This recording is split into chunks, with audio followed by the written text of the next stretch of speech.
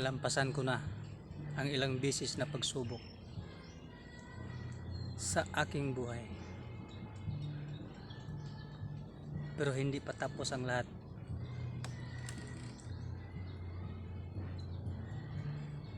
Ang hihintayin na lang natin ang panibagong pagsubok na dumating sa ating buhay. So handa na ako ngayon na maghanap buhay. See you Monday, mga idol, sa lahat ng mga pasahero ko dyan. Babalik na ako. Sa ngayon, medyo hindi pa kasi ang init ng panahon eh. Hindi ko pa kaya yung sakit ng init dahil sa aking problema. So maraming salamat.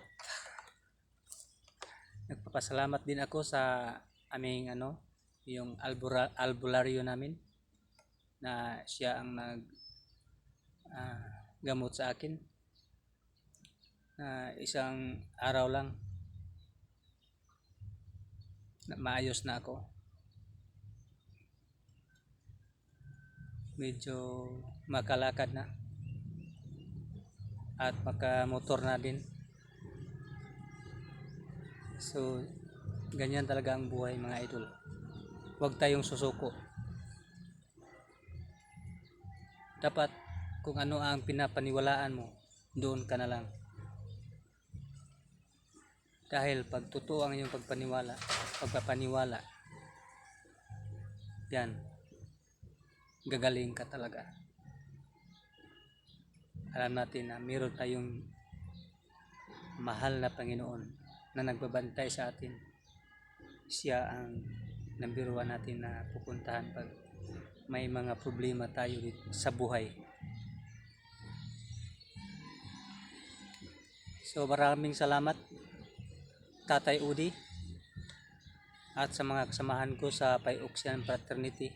Maraming salamat po sa inyong pagtulong sa akin na ngayon mag-umpisa na ako, pabalik na ako sa aking trabaho. So God bless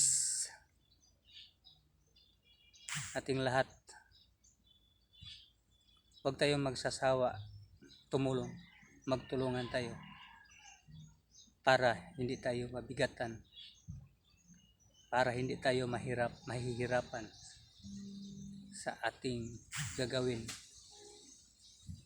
na pagtulong sa mga tao nangangailangan dito sa ating paligid.